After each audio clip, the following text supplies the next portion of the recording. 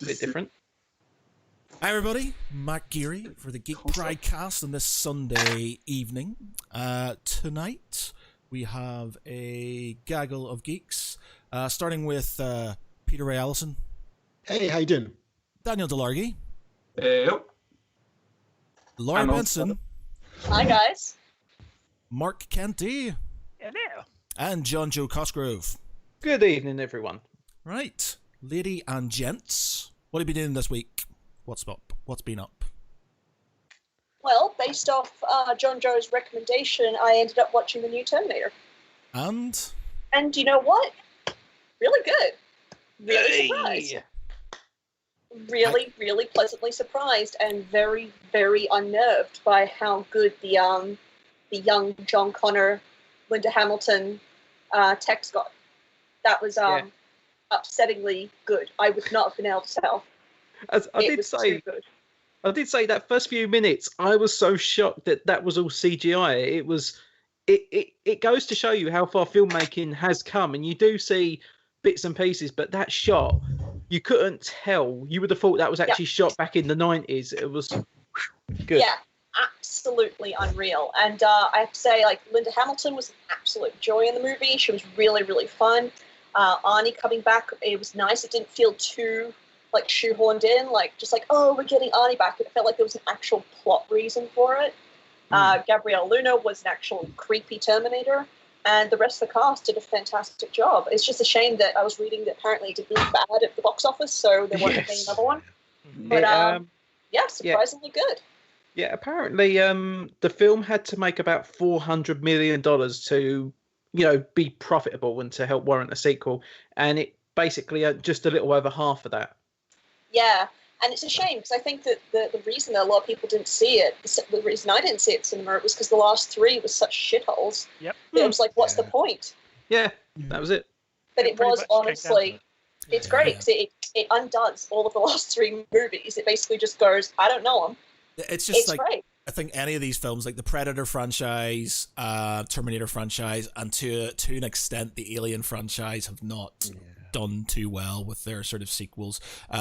Alien, Covenant, and Prometheus. They were four.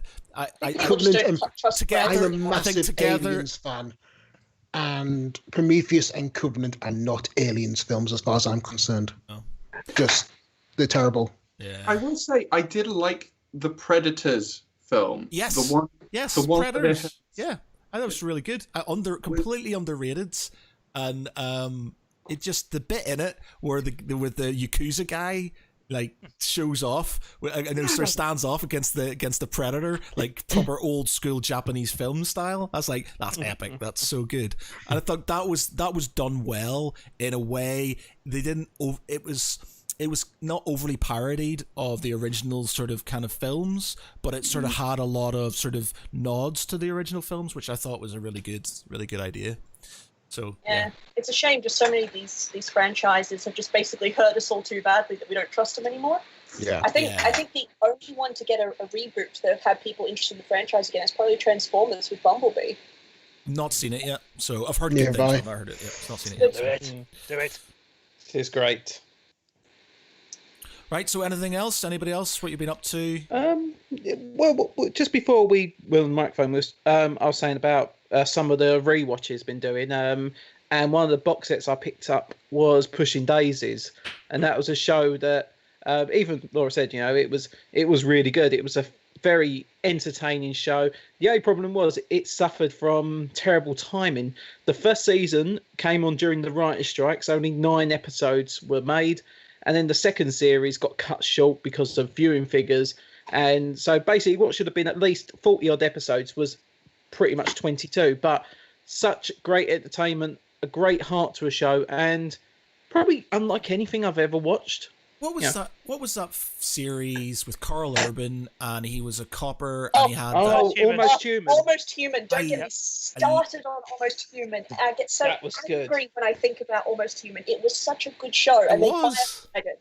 They played it out of order, like they did Firefly.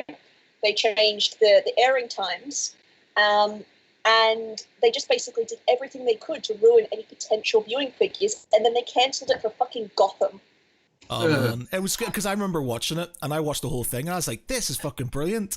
And then my mate was like, "You do know that's been cancelled?" I was like, "No." Yeah, it was No. visually arresting. It was like it had this really beautiful blue overtone that was really stunning, and it had actually like unique plots, which is pretty hard in sci-fi these days. But it had plots that also tied into things that we probably have an issue later down the line with how technology is going. Yeah. It was so good, and we never got to find out anything. And Carl Urban is, of course, a joy. Just, I didn't watch Gotham out of protest. I was like, over my dead body. Well, I watched the show that cost me Almost Human. Also, I'm sick to death of Batman, but you know, the Almost Human. Gotham wasn't too bad, and I will say that the key to what I enjoyed about it was some of the casting. In particular, Robin Lord Taylor, who played the Penguin, probably the best character in that show. And I never would put Penguin in my top 10 at all on any villains list, but he made the show. I must admit, Sean Pertwee was fantastic, yes. just because he's complete antithesis as a butler. Perfectly done. I've not seen it. Not watched it, so I don't know. My opinion on Batman at this point is I'm so sick to do of Batman and Batman stories when we've got so much of the DCU that we could be plumbing. Hell, even just give me give me a Huntress story. Give me the proper Birds of Prey story. Wow. Are you going to try out Stargirl because that's the end of this month, Oh, isn't it? holy shit! Does that look bad, doesn't it? Oh my god! It's it might turn out like Titans, because Titans looked really bad from its first trailer, and I actually enjoyed it. No, Titans was really bad for its first season. We watched it. Season 2 was a pity, but it got better in season 2. Season 1 you had to watch just to believe how bad it was. But you did say you wanted anything other than Batman, so you know. Yeah. To be fair, No, yeah. Batman Although in that. that being said, the guy who played Batman in Titans, wow, that was just a fantastic way to just shit on Batman, and I loved it. I was so there for it.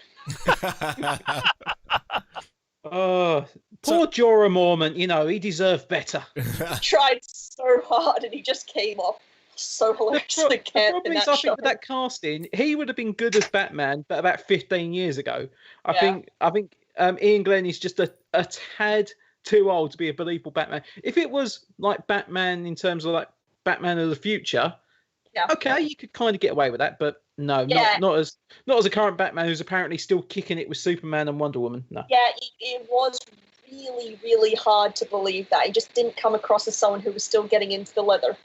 But the guy who plays Grayson, Deathstroke, amazing Robin, fantastic. Couldn't have cast him better. And I saw him in some kind of, what was it, one of those fucking Greek remake movies they tried, Clash the Titans or whatever. Yeah. And he wasn't good in that, so I wouldn't have expected him. But he's so good in this. And his costume, amazing. Laura, are you downloading? Are you downloading anything in the background? You're sort of warbling ever so slightly. I am not. I am not. Daniel, how's the internet dating going, by the way? Just throw him under the bus. Open the can of worms. Hey man, I think it's an awesome idea. This whole thing, because it was a lockdown, you have to talk to people and stuff. How's it going? It's going good. We've had watched 3 hours of Antony Cleopatra on Thursday. Nice. How does it work? Do you stream it? Does one of you stream it and you share the screen, or? So what happens is that the National Theatre and the Globe are doing on Mondays. Globe every other Monday. With the National Theatre, it's every Thursday. They stream onto their YouTube channel, and they stream the production, and that production stays up there for a week or 2 weeks. And what we've been doing is having tea, setting up, getting everything ready, watching it as it's streaming, and then afterwards talking about the production and what we knew about it, if it was an adaptation, what we knew, what we got from certain aspects of the play, what we liked about it, what we thought could have been done better. I think although we sort of did a little bit of a detour on Thursday just because it was 3 hours. So what we decided to do was we had a Skype breakfast on. Oh, wow, that's amazing. Bank holiday. Dude, you're breaking my heart. It gave me an opportunity to break out.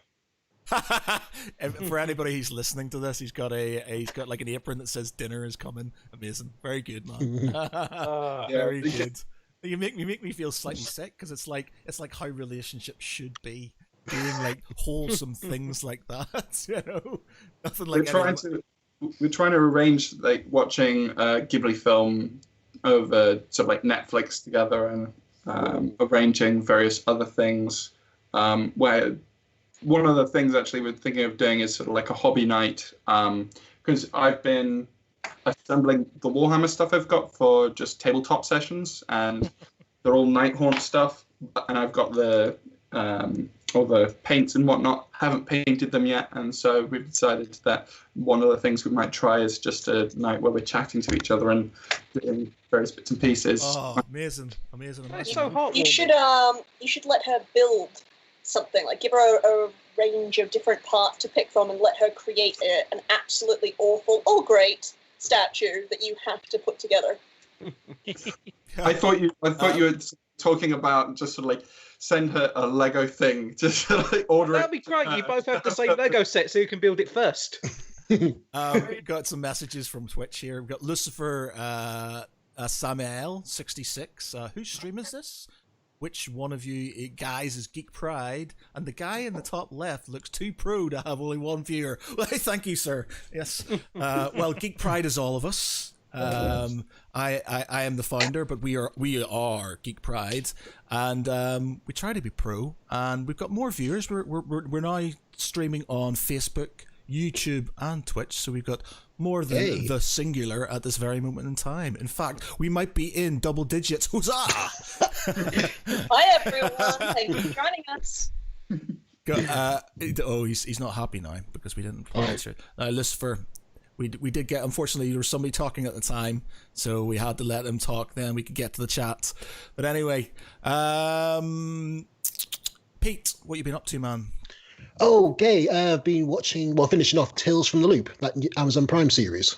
Ooh. And it's basically the anti-Black Mirror, exploring like new and future tech and the effects on society. And it's okay. Yeah, it's pretty good. Has to be ideas, gives a very positive spin on the outcome. But yeah, it's really good. Recommend watching it. Cool, nice. Jonjo. Okay. I mean, I've been doing a lot of TV catch up, trying to get through shows that I've been told I should have got onto ages ago. Picard. But you know, I watched through that. I watched through that on Monday and Tuesday. Bloody what did you think of it? I thought it was really good, and it was just that last few moments of the last episode. I kind of was like, oh god, it's finished now. I don't want to give anything away of it because I know of quite a few people that still have yet to watch it. But it was really fun, and I really did enjoy it. The only other thing really I had been doing was I've gone back onto Game Pass on the Xbox, and I've been trying to clear through a load of old games, ones that have obviously been sitting on there for ages. So I finished Gears 5 the other day, which I went off the Gears games after 3. I think I finished 3, and I just didn't bother with 4 or 5. So yeah, 4 was a little bit disappointing, but number 5 it gets more exciting because where it's not just the focus on Marcus and his family, it does actually go to the other characters. So you do feel like you're actually learning a bit more. You're actually getting a more exciting viewpoint. So yeah, I think 5 is pretty good. Nier Automata, I've never played that before, but I started that the other day. Very good things about that. My friend Pedro, which I wanted to play for about nearly a year now, and that game is absolutely crazy. Cool. Pretty much a shooting game, and your companion is a talking banana. We've got more questions. Lucifer is determined. Quick question, John. What bears sorry, but you go. Yeah, Lucifer is determined to give us the first degree, the third degree, not Third the first degree. degree, the third degree. Depends how far it goes. So, sorry, my bear dog has returned from his walk and is demanding to go outside. Boz, yes. He says, "You didn't answer my question. Which one of you is Geek Pride?" I did answer the question, in fact, sir. Yeah. Yes, I said we are Geek Pride. We are Geek Pride. We are Legion. We are Legion. We as a group are Geek Pride, sir. There you go. And don't worry, I appreciate that sometimes if you feel like you're getting ignored, but we try to get through to everybody's messages. If you write a message, for the most part, we will get through to you. Unfortunately, sometimes we have to wait for other people like Jonjo to carry on talking and then finish off. And again, It's all Jonjo's fault. Thank you for pointing me out on that one. Speaking of, Jonjo, last week, what you were going to do is for May the 4th, you were going to finish watching The Mandalorian because you hadn't watched the final episode. Oh. Did you do it? I watched it literally 2 seconds before midnight on May the 3rd. So it turned May the 4th. I was off it and I was like, yep, I'm done. I'll watch it. And bear in mind, I was working the next morning. But as I was sitting there, I was like, do I really want to go to bed now? And I ended up watching A New Hope. And it got to that 2:15 in the morning. I was like, right, I really need to go to bed now. And then as it finished, it then came up going, oh, Empire Strikes Back starts in 10, 9, 8. And I was like, oh. And yeah, I didn't go to bed till about 4:30 in the morning, which really was my own fault, but I couldn't go to sleep because I think I got in that mode. Once I finished Mandalorian, I was like, right, I'm going to do me Star Wars view and I'm going to get straight on this. So did that, went to work after somehow I got through the day, 6 or 7 coffees later, and then I watched Return of the Jedi, and as I said I was going to, I got through the prequel trilogy as well. So yeah, I've been Star Wars up, basically. Nice. Welcome Neil Jackson to the Facebook stream. Yeah, not Neil, but off in Wales now. You know, you left us. No more gaming. Well, not that we can do any gaming. Me and Neil used to do me, Neil, and Sam Laurie used to do tabletop gaming together. But Neil's off in the furthest flung Wales at the minute, I think. So is this the infamous gaming table that's still in storage? Yeah, the gaming table is still in storage, and it upsets me thinking about it. I'm sorry, I shouldn't make you cry live, should I? Please don't do that again. So annoying. Lucifer Samael 66 again. How many are in Geek Pride? Well, there's lots of us. And active member, there's probably about 30 of us, with sort of people dropping in and out depending on what's going on. It's voluntary, so people just turn up and do what they want to do and stuff. So it's all good and stuff. Mark, what have you been up to, man? Well, apart from the boring thing about working and stuff, since I can work from home, I'm currently working through Star Wars Resistance. Ooh, Is it Resistance? What's the new that cartoon? like? Yes. I will admit it's my second try. The first time it kind of turned me off because it seemed a little bit annoying and kiddie, but I gave it a second chance and it's better than I thought it was, if that makes sense. Yeah. In the same way that I didn't really get into Rebels at first, but it's an interesting take because it's this thing they've got where they have around the films and it kind of informs extra bits and pulls in extra people, and I'm not upset with it, but I think if the individual episodes were more than about 25 minutes long, I'd probably end up wanting to put someone through a window. Small doses. So we've got Lucifer. Oh, wow, I feel like it's a Q&A at the minute. He says talk more about Clone Wars, please, which we may get onto Clone Wars.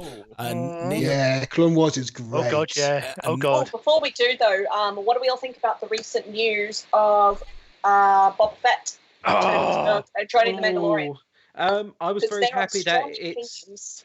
Yeah, I was happy that it's Tamura Morrison playing Boba Fett again. That has got to be probably one of the best bits of news because you need someone that is recognizable. You need someone who's going to know that character. So why not bring the guy who's actually played him before?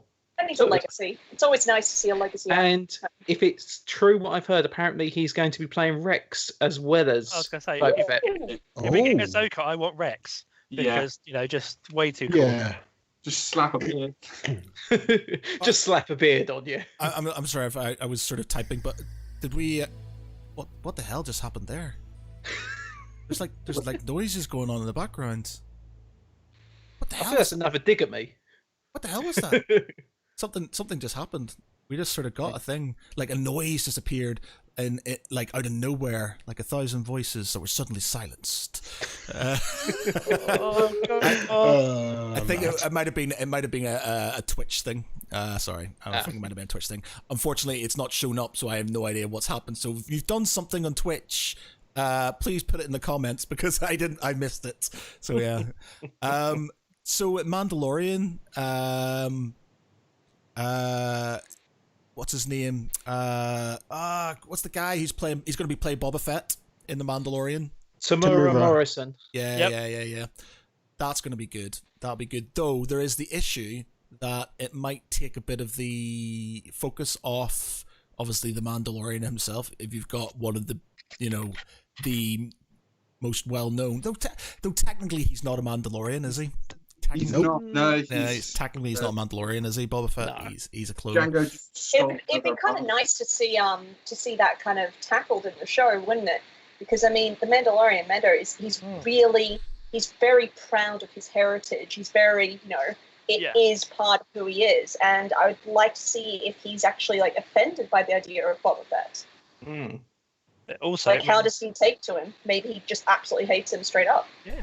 Also, if they're bringing Rex in as an option as well, then maybe they can deal a bit better with some of the other aftermaths of the Empire and its other baggage as well. Yeah, see how it links into becoming the First Order. Mm-hmm. Potentially. But if we're getting Ahsoka and we're potentially getting Rex, does that mean we might get another disappeared, not so young anymore Jedi coming back from a certain other animated series? Possibly. Possibly, so long as it's with a certain blue-faced fella. I think they have to be careful not to overload the series with too many callbacks from too many other shows. Yeah. I think maybe Rex, Boba Fett, and Ahsoka will probably be about as much as it's only like 8 episodes long. Keep in mind, there's only so much they can fit in. It'll be cameos. Sorry, they might be planning for series 3 as well, though. So you never know. Yeah. Yeah, I think The Mandalorian works best when it takes a new and fresh look at a different part of the Star Wars universe that we've not seen before. That's why it works, because it's new. There's nothing established there, and they're setting new ground, and it's an area that we want to see within the setting. Yeah, and it is something we discussed last week, how the hope is that Baby Yoda doesn't actually have a relation to Yoda, because we're kind of sick in Star Wars of dynasties. Everything has to be related. Everyone has to know each other. Everyone's related somehow. So I would like to see them in the show just because I'm a fan of the characters, but I also don't want it to be a huge part of the show. Maybe just like one episode. Yeah, keep the focus on the Mandalorian and the child. Yeah. I can't I'd like to see wait for my Cara child to Dune turn up. Can't wait. Oh, I'm so jealous. So jealous. Please just like pose him around the house constantly. He needs his own Twitter account. He needs his own TikTok account. Keep him away from Buzz. Oh yeah. No, have him on the back so to his right. Yeah, we need a child riding Buzz video. Listen, it's my birthday next week, so I'm just saying. Buying one. He could be a video for you next, Matt. Just have him there sipping a cup of tea, and you could be voicing him. Yes, I could do that. Unfortunately, when it comes to TikTok, the only things that people seem to be interested in TikTok are really random, fake, sort of like running in front of a mirror and kind of going, "This is weird."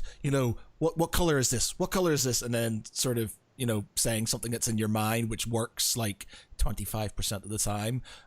Ladies with ample cleavage or dogs, pretty much, and that's kind of honestly. I still miss Vine, because Vine had this kind of chaotic energy that you could be any kind of lunatic and create any kind of lunatic content, and it was great. But TikTok seems to be that, but you have to be hot as well. Yeah. And that's what's weird about it. Everyone's always trying to look pretty while they're being weird, whereas on Vine, just people didn't give a shit. But the thing and is, that was amazing. It's not even just like good looks and stuff. It literally is, cleavage.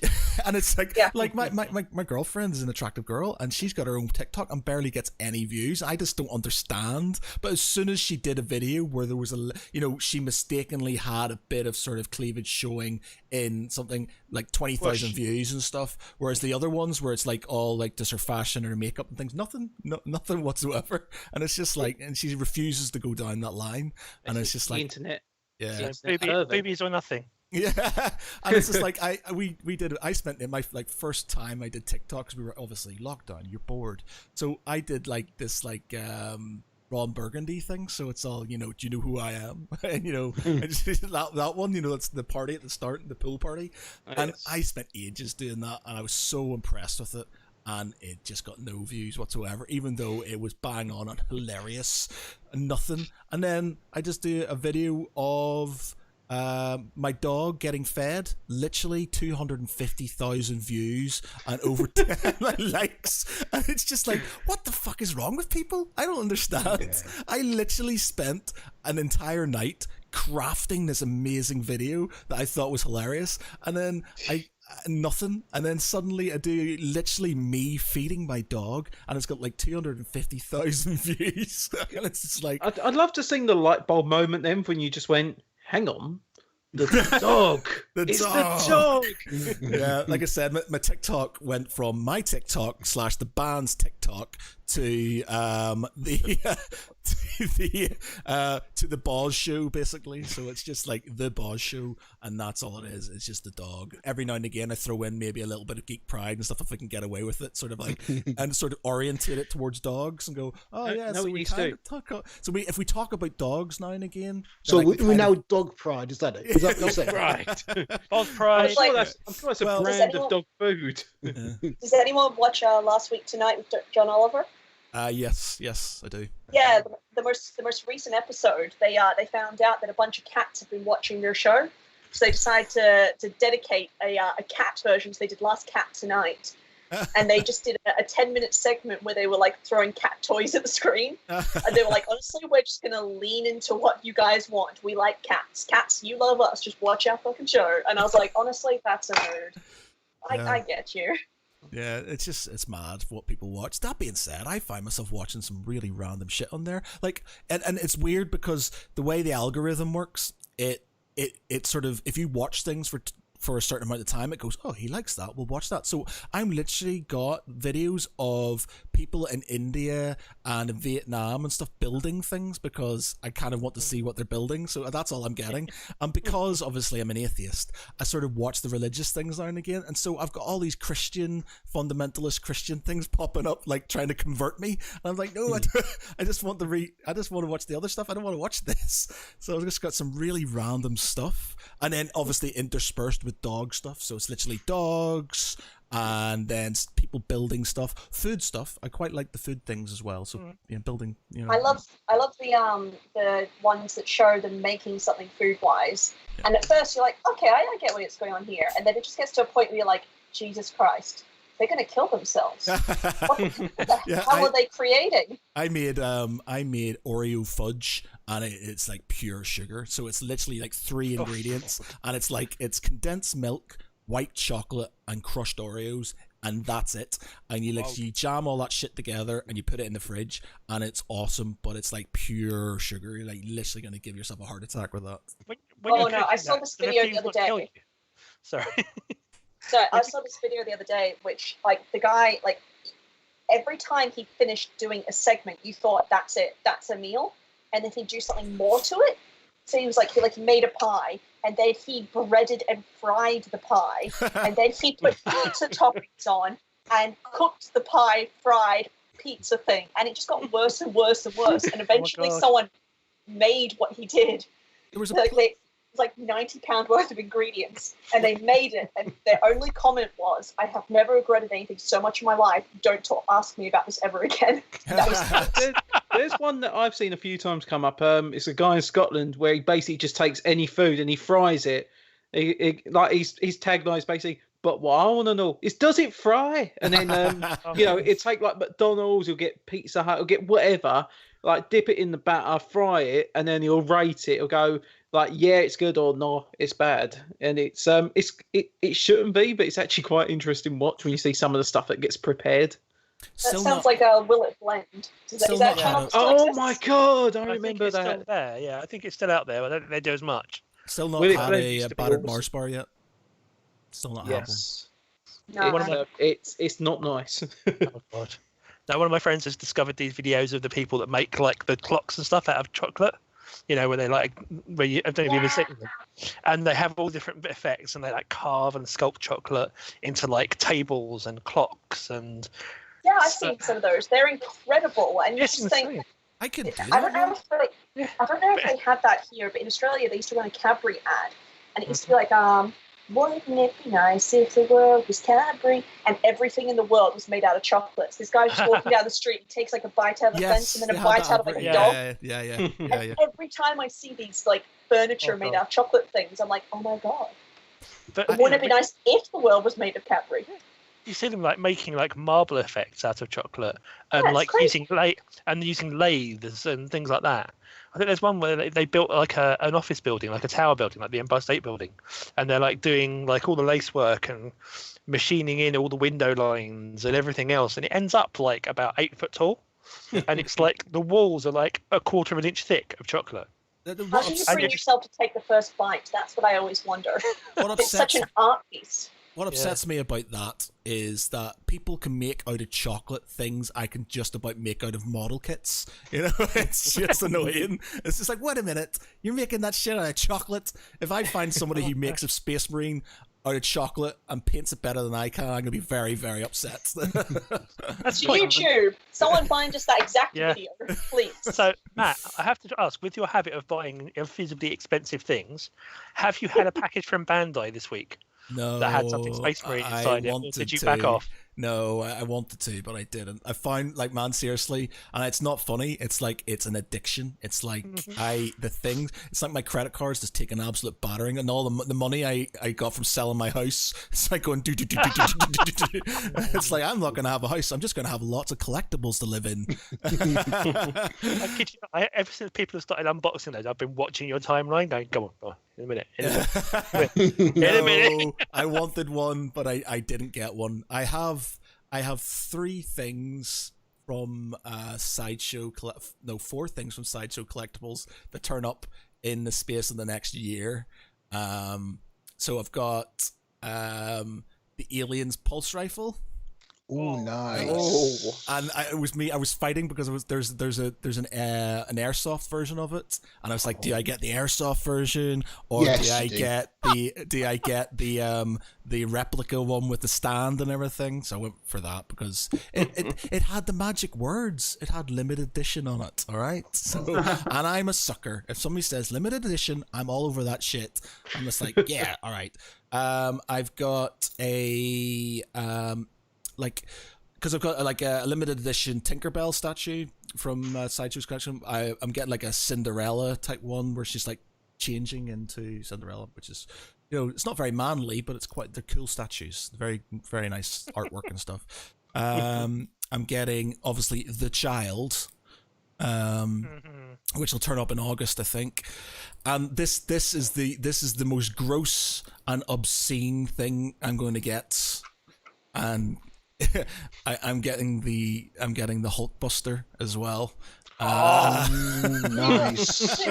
This is all in installments. Like, this is all like, I'm just like, if I can stagger these, because so that doesn't come out till then, and that doesn't come out then till then, so I can stagger these payments around this way. So I'm just like trying to work it out. You can afford to eat. Yeah. So yeah, the Hulkbuster's coming in, July, August time as well, I think. So do we dare ask how much the Hulkbuster costs? Oh, that's a good game. Let's go. Let's go. I'm going to guess £349. Okay. I'm gonna go more £699. Anybody else? £450. £450. Anybody else? Was there a deal? It's no deal. It's literally installment payments over the last sort of like 6 months or something. 699. You can't have that one. That's my price. Pick another one, sir. Price is right. Do $698. You're all wrong. It was like $1,100.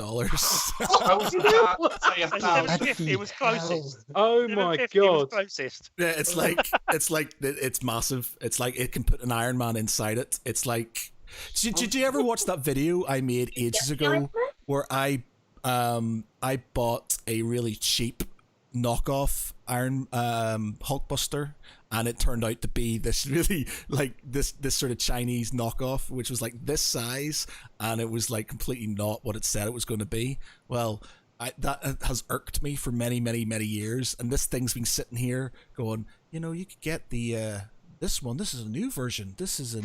And it's limited edition, and you can pay it off in installments. And I'm like, all right. Okay, all right, fine. I'm gonna do it. It's everything you dreamed it was going to be, but it's full price. Oh, yeah. okay. Pretty much. If we all had the money that we all wish we had, what's your dream figure? Money's no option. What would you get? I want the Han Solo in carbonite as a table or a fridge. Ooh, nice. The fridge would be cool. Yeah, come downstairs in the morning. Hi, Han. Drink. There we go.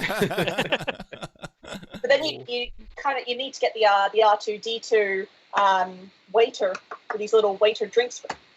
Have him come deliver your drinks to you. I don't know. I think I'd want to get something that I'd be saving for when I had kids. I'd want that Groot swing that someone did. Where you have Groot stood there and he holds his arm out and the kids can swing from the arm. Yeah, that's cool. Just to sit in the back garden or in the front garden, just to wind up the neighbours as they go past. I was very tempted, and it was only the fact that I realised that I would have zero money left if I did this. But they were selling a limited edition sort of Rancor figure, and it's fucking huge. It's a massive Rancor statue, and I was like, I totally want that Rancor statue. And I posted it on one of my WhatsApp groups, and I was like hoping somebody would go, dude, that's so cool, you should totally get that, but nobody did, so I took that as a sign and didn't. When I used to buy all the bar stuff for my last job, and I used to buy from this website called barstuff.com.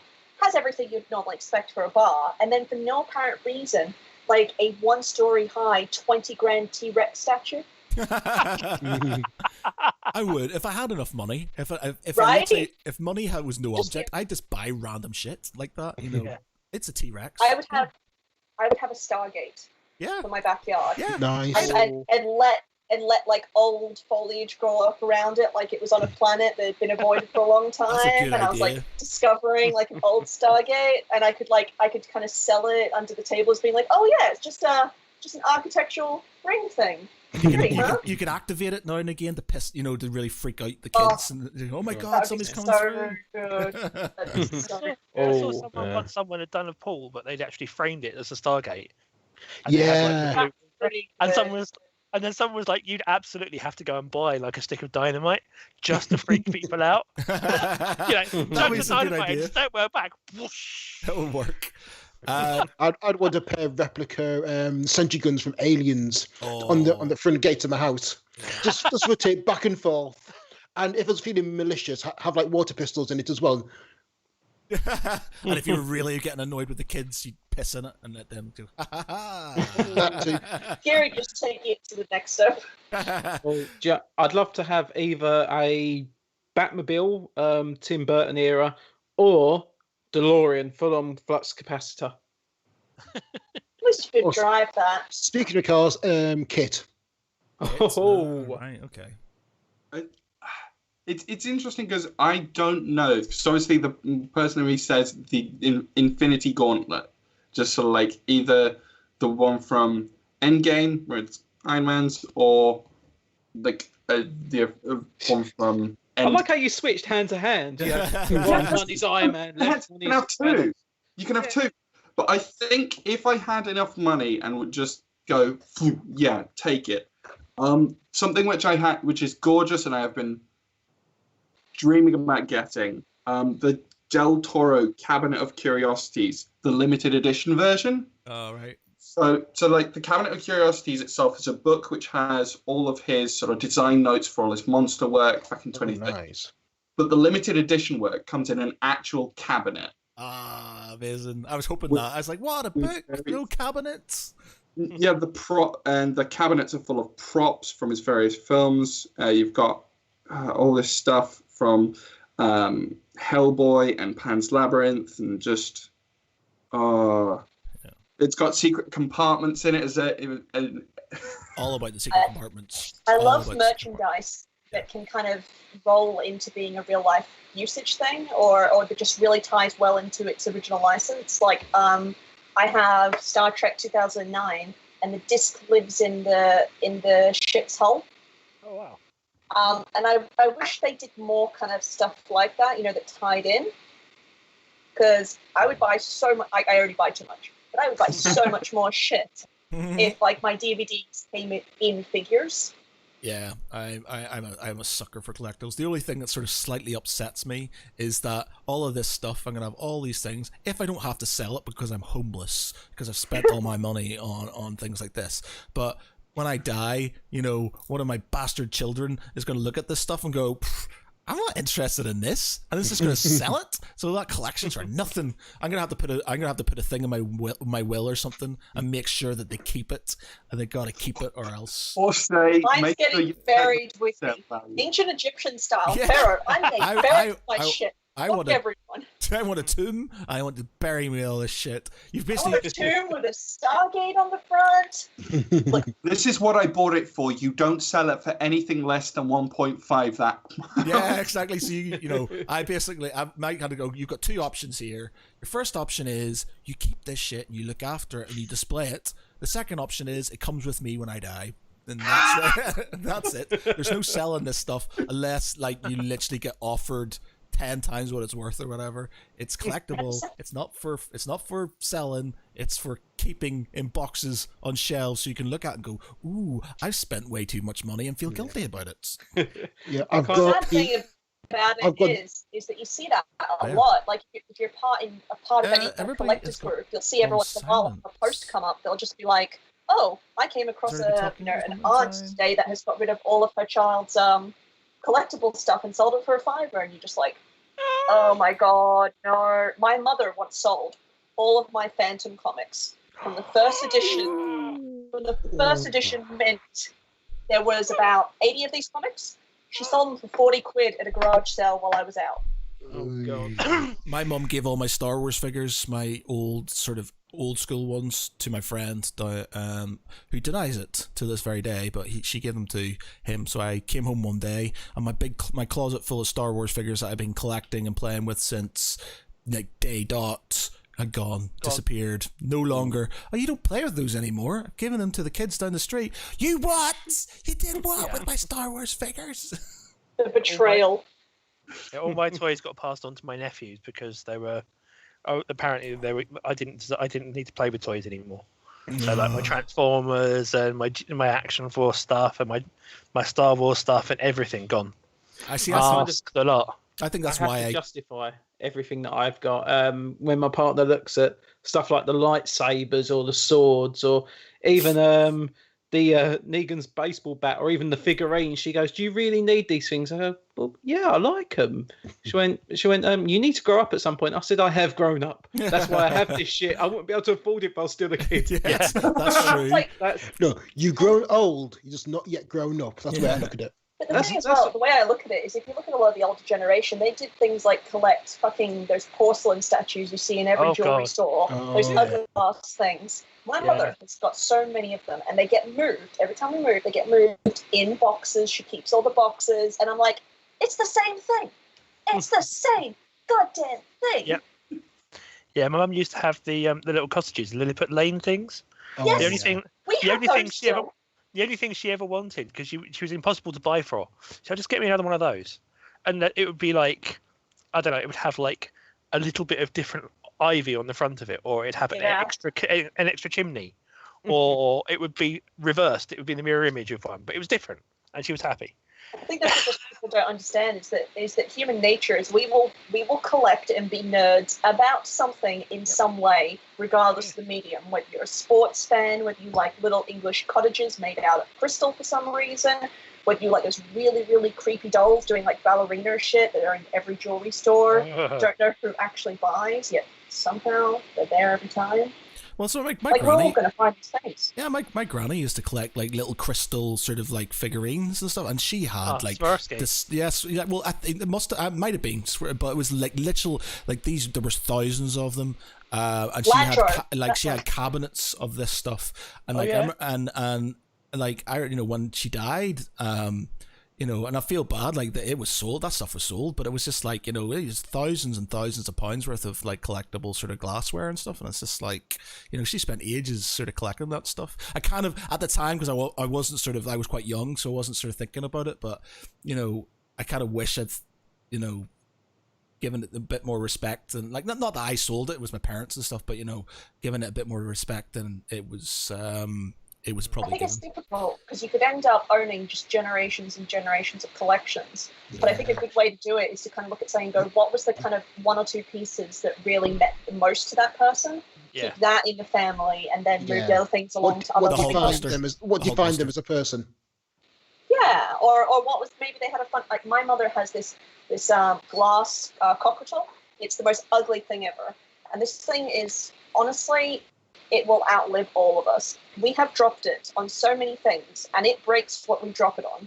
It has broken tile, it has broken wood, it has broken feet. It's made of glass. It doesn't make sense. It is cursed. And I respect the shit out of this thing. Like, I'm like, yep, that thing's cursed. I'm not going to sell it. It's going to get its own pedestal. It'll get dusted, and it will get the respect it deserves, and I ain't getting no curse. It's fine. You sell it and it drops through the roof and hits you on the head or something from nowhere. Honestly, yeah, I fully believe that would happen. I fully believe that somehow I would go to sell this thing and it would drop over and somehow cause a cascade of incidents that would lead to my death. Let's see, we've got a few messages. Tribble93 on Twitch. Apologies, you've got a few messages here. Bear dog equals greater than human. Unfortunately, that seems very true, especially when it comes to TikTok. Big issue as well, let's be honest. Yeah, yes. In fact, just before we started, he was standing on the sofa looking at me because he wanted to go for a walk, and he's like, "You better fucking take me for a walk." I was like, "No, I'm not going to take you for a walk." He's like, "You're going to take me for a fucking walk." Luckily, Gosha took him for a walk, and that was all right, because he would have been an absolute pain in the ass had he not sort of been taken. He's also said, "I remember when it was less about the super fancy chocolate sculptures and more the I'm not giving it epic meantime savages making bacon fortresses or candy castles on YouTube." Oh, don't. No, I really want to make them. Yeah. And then he says, "How big we talking?" Which I'm assuming we're talking about the Hulkbuster there. We're talking big. You can get like an Iron Man figure inside it, and it sort of comes apart, so you can put the Iron Man in it. So it's pretty hefty. I would really hope for like the grand you've paid that you get the Iron Man as well. That'd be very upsetting if I don't get the Iron Man too. If it comes without the Iron Man, I'm fucking kicking off. Oh, that's separate. You get a head. I reckon it should come with this with the satellites, deploy it and everything. Yeah. I just think it's getting to his house. To send you, I've just made I make like geeky bow ties and shit when I'm bored, and I make a lot of them for weddings, and I've just completed an Iron Man set, and it looks so goddamn good. I'm so proud of it. Like I'm sending pictures to everyone. I'm like, look at this shit. It's fucking awesome. Please don't sue me, Marvel. Copyright? What copyright? Copyright? What? Say what? Flexible. It's flexible. It's fine. It's Iron Man inspired. That's fine. Wink, wink. Wink. Jonjo, you were talking about, as everybody seems to be doing pub quizzes at this moment in time, like this seems to be a thing for people to be streaming quizzes and stuff. How long would this quiz take? Should you run it?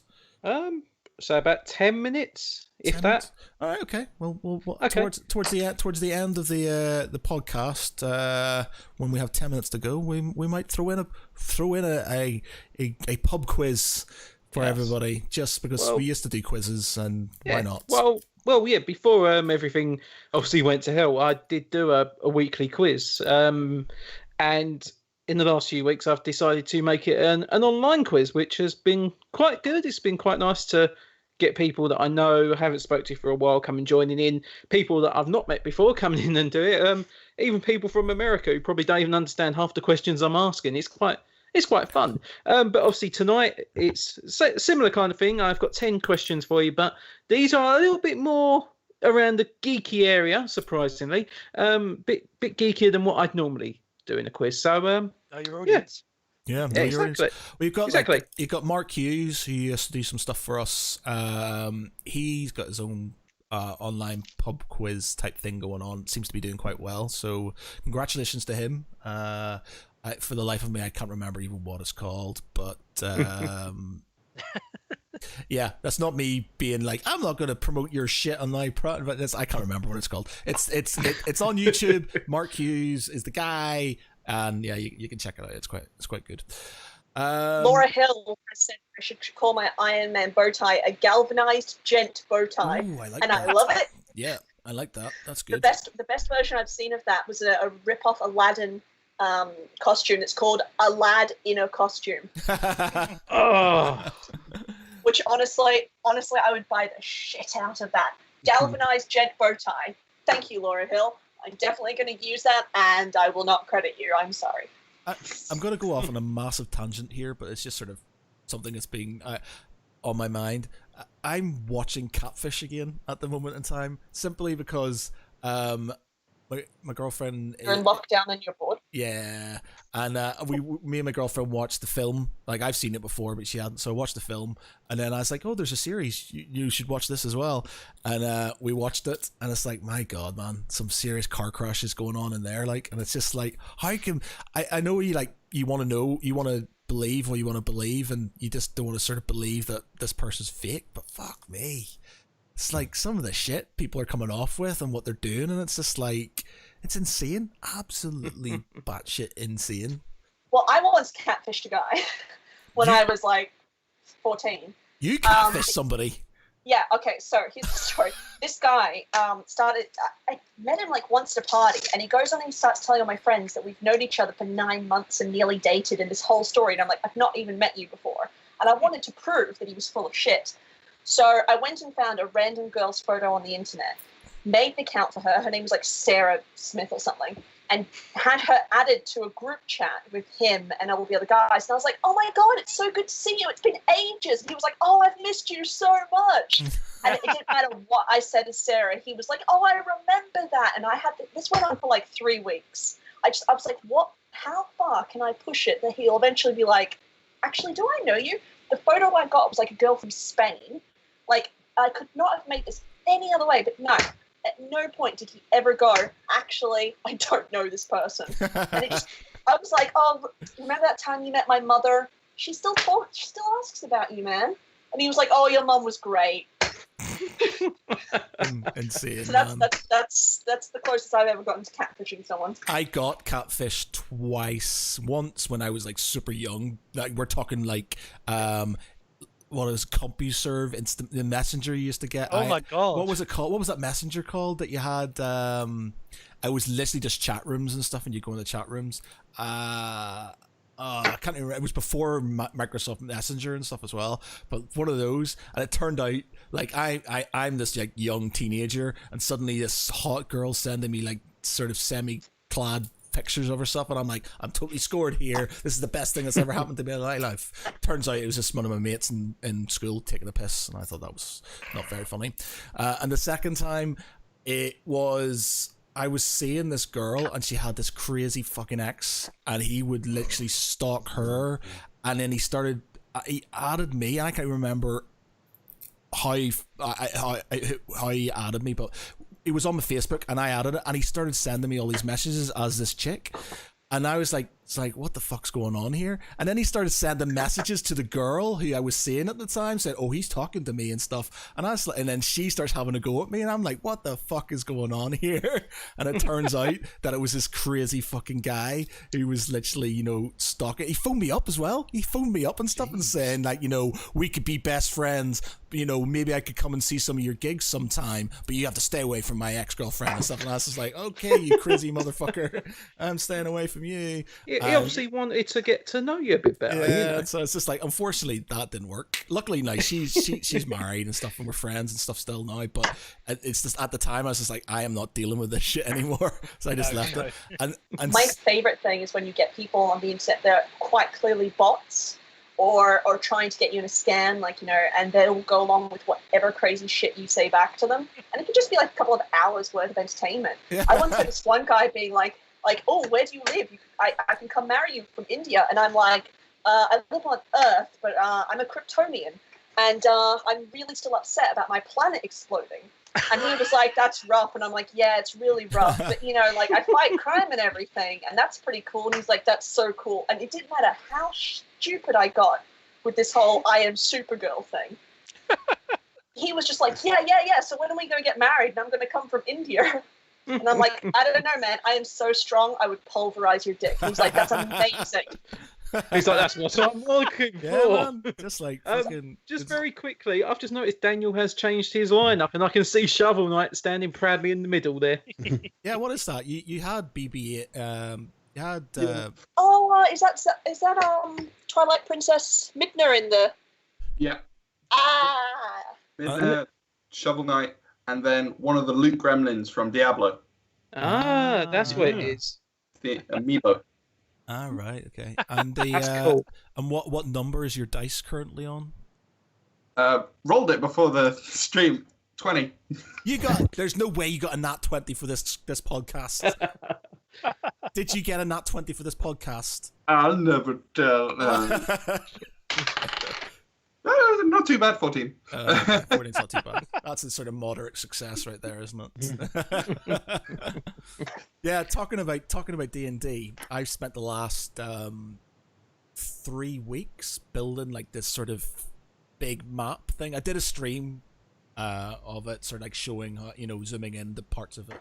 And the concept is it's like a big world map, and if I was to have any parties, they could start off kind of where they wanted, and that would give me leeway to sort of them to go different places without me having to think, what's the word?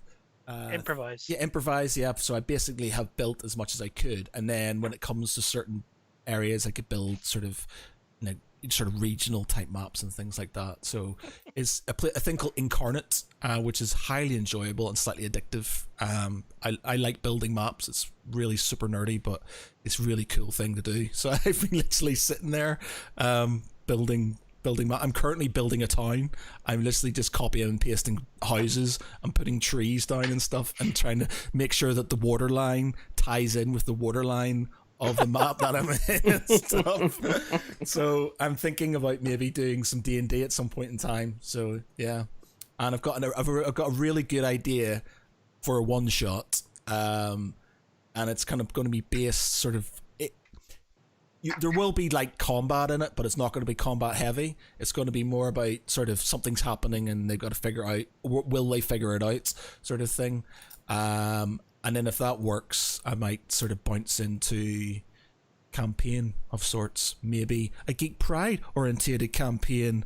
We can get some people going and have. I'm interested.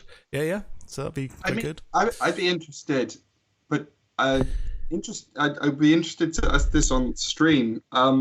We did do it once. Did we? Skip Traces, which was a cyberpunk deal. Ben Fee, I think was it. Yeah. So the wonderful Ben Fee. You don't hear enough of Ben Fee these days, but yeah, if you're talking about some of the greatest dungeon masters that have ever lived, Ben Fee is definitely up there. The whole I loved it. I remember it vividly because you you had like a guest part. That's right, I did in one of the episodes. But yeah, just he puts in a lot of thought, and he always has done. And I think that's the good sort of a good trait for a dungeon master is somebody who puts a lot of effort and thought and depth into their sort of creation. And he is the best. Like every time I've played games with him, as much as every group that we've played with has like they've been a bit special. Like, we have a habit of really bastardizing anything he did. So he'd spend ages thinking of names in areas and sort of really putting a lot of depth into the lore and what's going on. And then we just changed the names and we would just, stupid things. And he'd just go along with it. And he'd just sort of, we'd go off on a tangent. We'd have this main quest we were meant to do and he'd ignore it. We'd ignore it and we'd just go off somewhere else, and he'd just go along with it and just go. And he was so good, and I feel really bad because we played Rogue Trader. I think was the last one we did, and we got to a bit of a cliffhanger where one of my friends was deciding that he'd had enough and was going to blow up the ship, and me being the captain of the ship had to try and stop him. And unfortunately, he was like this nanite semi-demigod who'd just been recreated from nanites, and there was a lot of depth to it. And one of the best things he did, and I thought this was a really good sort of angle, if people couldn't make it, he would do side stories with them to get them up to speed via text message and through Messenger and stuff. So you got to where you were meant to be, even if you weren't able to hit that stream. So it was such a good idea, and he's really, really, really good, lovely guy, but a really good GM as well. It reminds me a lot of Skip Trace's what you're talking about, because you did that and derailed it a little when you came in to guest as, I think it was a sea captain or something, and you just sort of you developed this character. That was because he was based on my Rogue Trader character. So I'd basically got a Rogue Trader character who was effectively me. I don't do adventurous names when it comes to my characters. I literally just do me, slightly changed name of. So my guy was called Matthew T. Girk instead of... Yes. I remember this. Yeah, and so it was literally just a variant of who I was in that thing. So that was it. And the whole idea was just to throw in some derailing and again, and that's just the way. I'm sad that we don't have Mike on, because Mike Orvis was another guest on that. Oh God! And oh my God, it was hilarious. It was amazing. How to derail anything? The Mike Orvis edition. Yeah, pretty much. I can't say that I've actually ever played D&D. I've never had the chance. But recently, I work at a hotel that was right next to AirCon, which is a convention for D&D tabletop games in Harrogate. Nice. And I have to say, the people going to that convention was so lovely. So I work as a breakfast manager, and I'd be able to tell, like, coming in through the door, like, geek shirt, geek shirt, geek shirt, geek shirt. Like, I knew exactly who my people were. And I would seat them all in the same area so they could all kind of have fun with each other in the morning. And they were all just mind blown that I even knew what was going on. Laura, have you been to UK Games Expo yet? No, I have done Insomnia though. Yeah, you definitely have to go. UK Games Expo is tabletop gaming, and it just don't bring your wallet with you. Leave it. Well, let's put it this way. My goal is to never actually pay to go to a convention. So at AirCon, I basically just went, would you guys give me a pass? And they threw passes at me. I was just like, can I be cheeky? And they were like, here, have a weekend pass. And I was like, dope, nice. And they were actually all so lovely. There was one really, really weird guy working for some potato arcade game or something. The guy who stayed at the hotel, lovely. His friend who worked with him, fucking weirdo. If you're listening, dude, you were a fucking weirdo and you goddamn know it. And the friend who gave me a potato, thank you. Don't know what to do with it, but I have a potato. But the thing I just took away from that was how lovely the community is and how inclusive they are. Like, if I'd sat down, if I'd screamed out in the middle of that convention, I have never played D&D and I would like to play it right now, I'm pretty sure the entire convention would have just come together to teach me. You do get it though, like any of the geeks or subgenres and stuff. You do get a lot of the, if you haven't played this, then why should we? Sort of, you got elitists everywhere and stuff. And gatekeepers. Gatekeepers and stuff, and it's just like.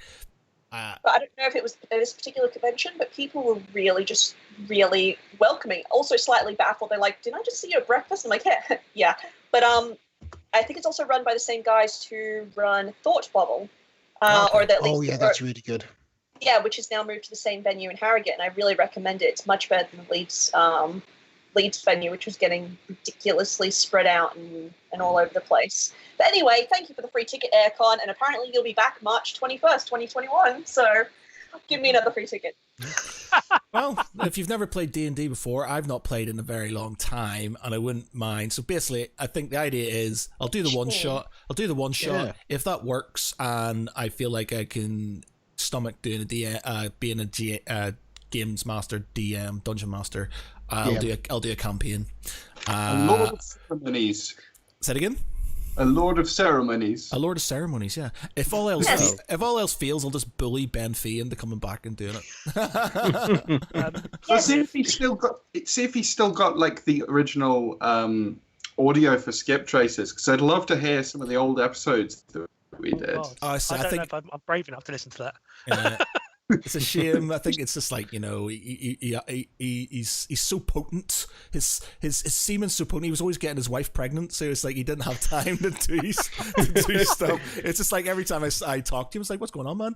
Oh yeah, so have another kid. It's like, dude, you got about 1 million kids. I think it's like he's building his empire, Yeah. one child at a time. Yeah. He starts off, it's games and children, and somewhere along the way he's going to take over everyone's mind. You know, you have to play one of his games, or you work for one of his children. The thing, I was reading an article the other day where people were writing in about the best kind of object that a DM had come up with for a game. And the one that actually made me laugh really, really hard was the Ring of Invincibility. And the guy got this item and apparently went into battle and got absolutely killed, absolutely plastered. And he was like, what happened? And it turns out the ring was unscathed. Yeah. And I was like, that sounds exactly like the kind of asshole game I want to play. That is bullshit. You always need to read the description on the box. Yeah. Especially if your GM's in a bad mood with you. The ring that gives you suddenly +5 at armor class, but does not stop the momentum. So you still go flying from the dragon that's just whacked you with its tail. You just don't take any damage from the tail. Or Mountain, however, or when the curse is that anyone that's fighting you is invincible instead. There was one that was like the sword of orcs or something, the orc sword, and you think it was a really powerful weapon, but all it did was whenever you used it, you just couldn't help but you had to scream orc, orc, orc over and over again. And eventually the party used it to find a thief, because they put it out for the thief to steal, and then when the thief stole it, they kept screaming orc, orc, orc, and they managed to. And I was like, damn, that's clever as shit. I need to get in on this, but I don't have any friends where I live. Yeah. God. Well, we'll do Feel it pity online. for me. I bought a load of sort of extensions for Roll20, so I've got all the D&D stuff. So we'll do a session maybe where we'll create our characters, or you'll create your characters. We'll do the character creation from level 1, and then we'll pick an area in the map, and we'll go from there, and then sort of see how it goes and stuff. Very excited. Player's handbook then. Yeah, I'm up for that. Yeah, Yep. so we'll do that. It'll be good laugh, I think. Similarly, if anyone's nice. up for it, I've got Star Trek Adventures, the Star Trek Adventure rules from Modiphius, if anyone wants to give that a try. Look, if we're going to play Star Trek anything, my character is just going to constantly ask to sleep with Kirk, and that's it. That's our entire character. It can be TNG or TOS, so that could be arranged. Yeah, just putting it out there. I played the Star Trek Adventures game a few years ago with a bunch of mates, and I based my character, the security officer, on a poem from Aliens. And basically, my character's arc ended by giving a rival captain the finger, telling him to get stuffed, and then getting court-martialed for impropriety. Do you know what? I like. Part of me really likes players who just play, who role play their characters. So you can play in a game. You can kind of meta it, so you kind of know what's going on, or you can role play it, and you can say, well, this is what my character would do, and it might be stupid, but he'll do it. And there's one of the guys, again, he used to do stuff for Geek Pride a while back, SKB, and we were playing Rogue Trader, and his character was this like gun-ho sort of like security officer guy, and he was just like, he was in this like transport, and he's like, I reckon I can jump out of this, land on that platform, and then we can get the drop on them. And I was like, you're gonna fucking die, man, you can't do that. He's just like, nah, that's what my character would do. So he jumped out and splattered against the wall and died. And I was just like, Up until just before the lockdown ended, I was in this Star Wars RPG by FFG. and I'm playing this reckless Jedi starfighter pilot.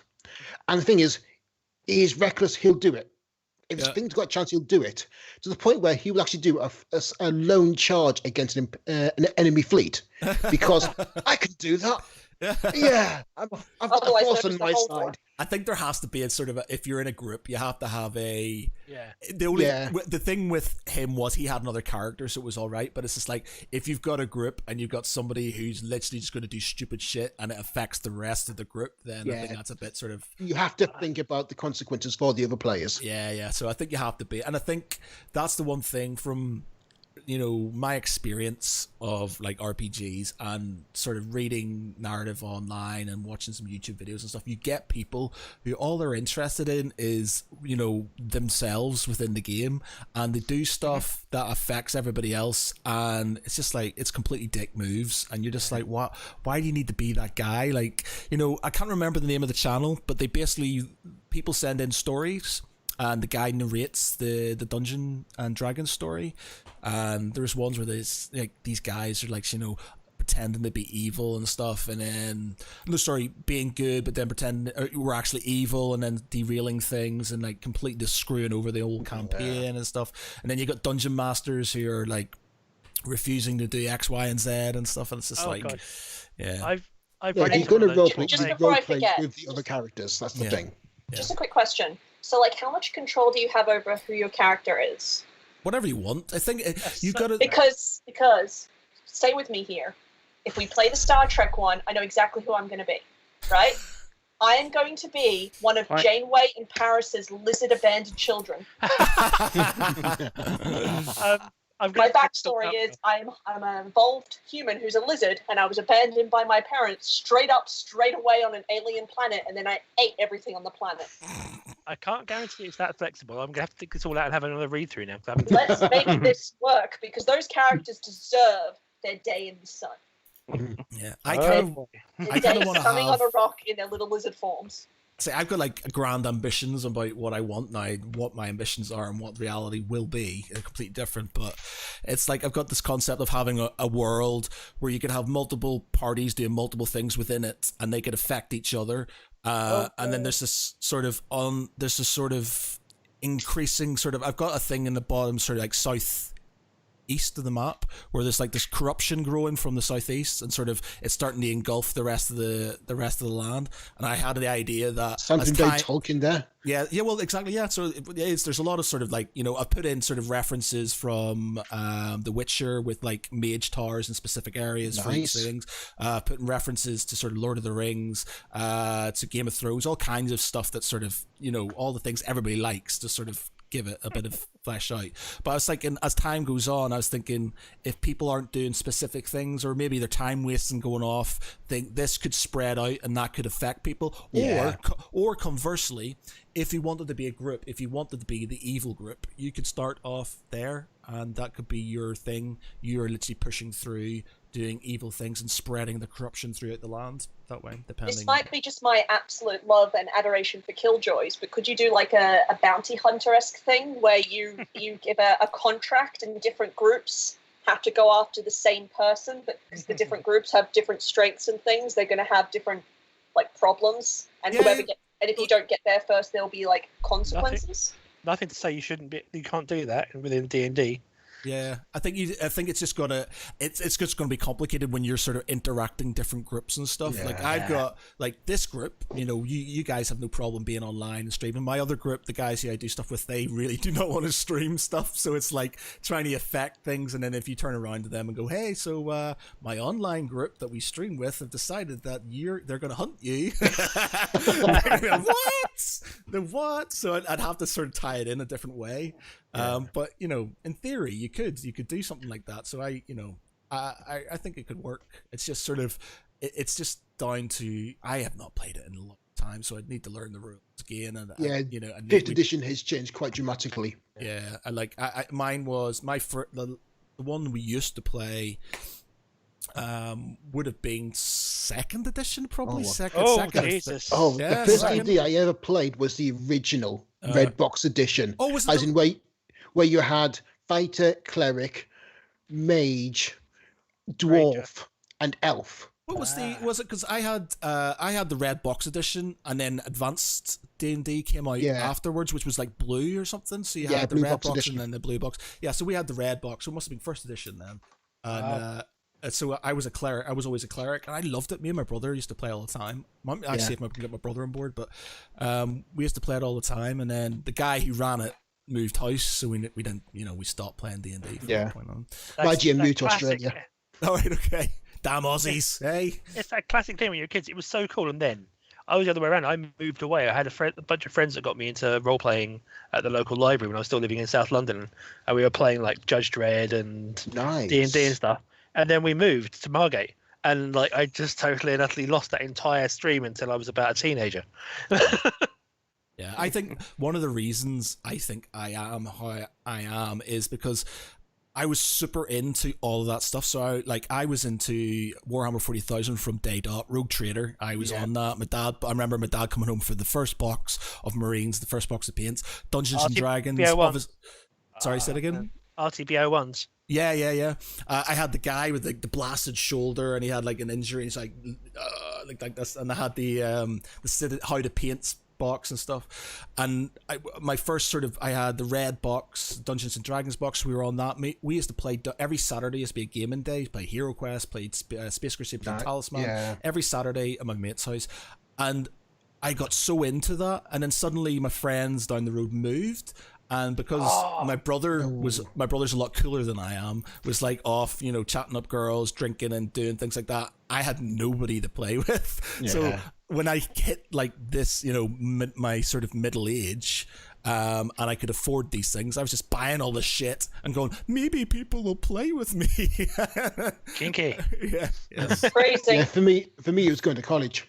Basically, school. No one's really into it. I was into it. I was buying Dragon magazine, get White Dwarf, and just thinking, this is what I want to play, but no one's playing it. To the point where I'd be like, Mum, Dad, could you get me Dark Future or Adeptus Titanicus? And like, nope, you play, get something else. Yeah. Okay. But eventually when we got to college, and I found, they're geeks here, they're nerds. We playing D&D. Right. Fucking A. And I was right into it. I see. When it came to university, I'd gone through my sort of like, I'm a super nerd, and then girls came into the fact, and I didn't appreciate that maybe there might be girl nerds around, so I was just like, I've got to repress who I am. So I sort of when I was at college. Yeah, when at college, my game group had a girl in it, so it's like, girls game. Yeah. So I didn't. I was just. I actually became the the president of the Roleplay Society at university.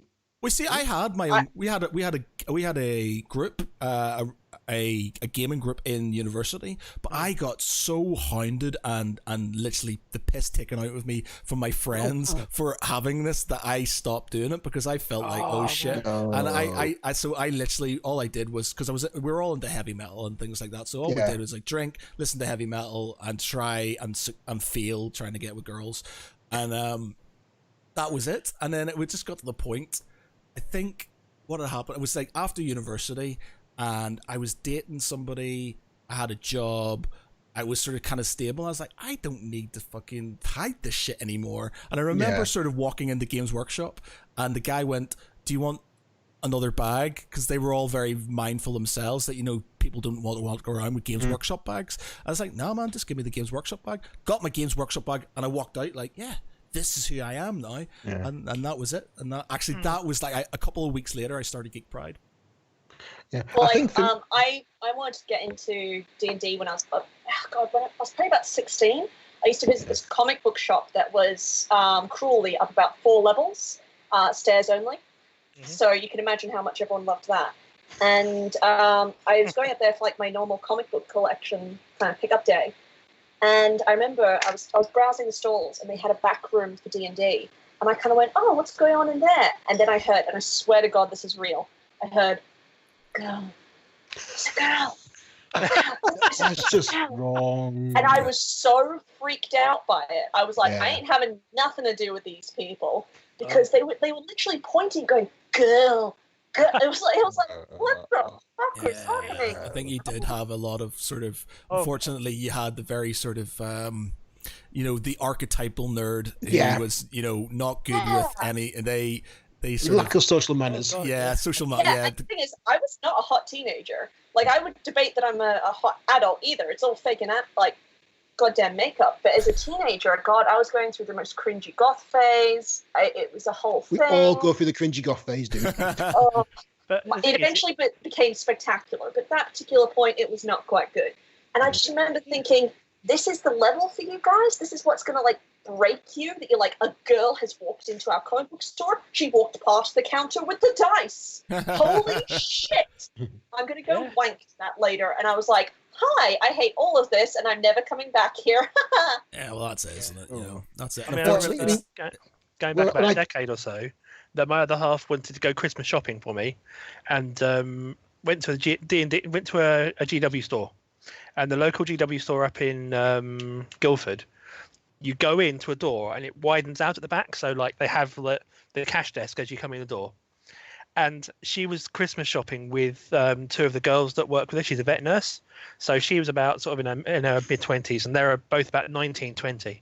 And they got to the door, and it was a Sunday afternoon in a GW store. You can imagine where this goes, can't you, Matt? Oh dear. And they open the door, and and Sunday is the gaming thing where it's intros and people playing games and everything else. And it was just full of sweaty, overheated teenage boys with beer. And apparently the guy that was behind the counter took one look at them and said, 1 second. And he waved and got one of the blue shirts on the staff to come forward, said, have you got a list? They took the list, and this guy waded into the crowd, and there's all these kids that none of the boys were playing. They were all taking it in turns to skillfully not look like they were looking at the girl in the door. And the sad thing is, the amount of times you as a nerd, a female nerd, will get told things like, oh, it's so rare to meet a female nerd. And it's no, we are really common, but we get frightened out of these spaces by this crazy behavior. If you just treat us normally, there'd be so much more of us in the space, so then it wouldn't be weird and we'd all be happier. Yeah, agree. Absolutely.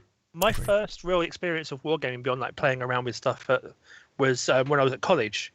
And a friend introduced me to a local place that had just started up a gaming group, which I actually ended up being one of the committee in.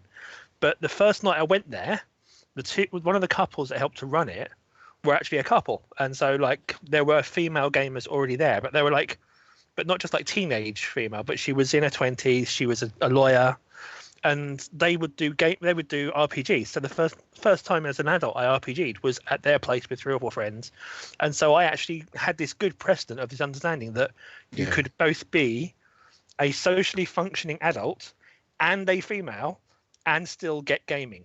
And God, that sounds like heaven. Helps. If I walked into that, I probably would have been playing straight away. It would have felt welcoming.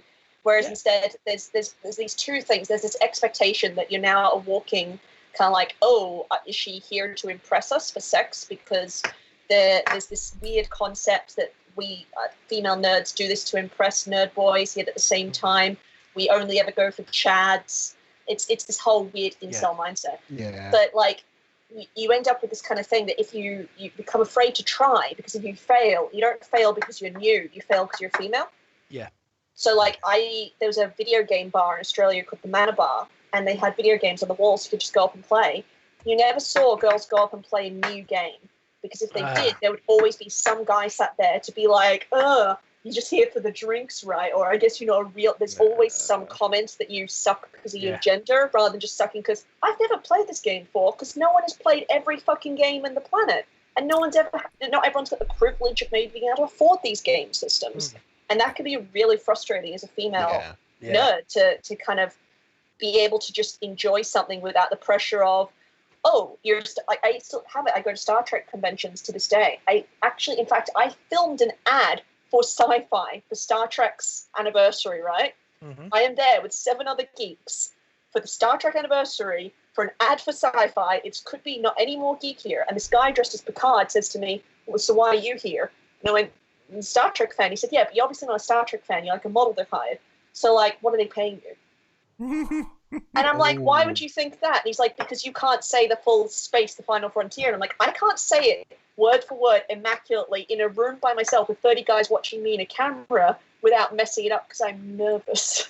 Yeah. But he decided I was female. But that's more than anything else. It's their insecurity, and they have to find someone to put it on. But unfortunately, it's just so common. If there'd been no females there, he'd have picked some kid. He'd have picked some guy that looked nervous and wailed on him instead because he didn't have the right collar insignia or something like that. Although I ended up bullying him so much worse back. Take that, Picard impersonator.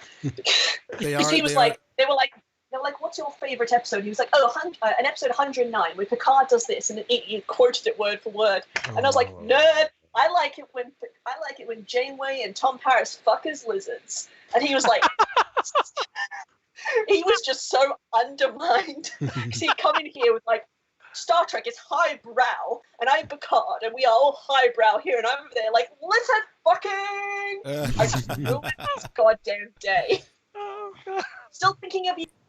Yeah, I was just thinking about when I was on the TikTok, and there's a lot of ladies on there, and they get a lot of attention, but it's like, as much as you probably get said attention, you're going to get all of the unwanted attention as well. So you're going to get a lot of nasty stuff, and it's not like I had my first ever somebody sliding in my DMs the other day. Some guy sent me a message on Instagram and said I was cute, and I was like, sweet, I know what it feels like now. There was some guy just to come into my DMs and say I'm cute. Fucking hell, motherfucker. Oh, wait till he sends you a dick though. Well, those are the great ones. Yeah, it's just like, my girlfriend, she's an attractive girl, and she her Instagram gets some of the most vile stuff sent to her, and it's just like, I says, what the fuck is wrong with people? I don't understand why people do that, and it's just like, it's just absolutely insane. And I empathize and I feel for this is why, as much as I'll see people, and you can tell they're getting a lot of attention for certain things about them, but it's just like attributes, and I'm not saying, but in the end, they also have to deal with some of the fucking worst sort of abuse there is, and it's not it doesn't matter if they're doing it if they've got something they can use, fine, they should do it. That's it. I use my dog to get Michael Phelps used his ridiculously long arms to win all of the swimming races. You use what you got. Yeah, exactly.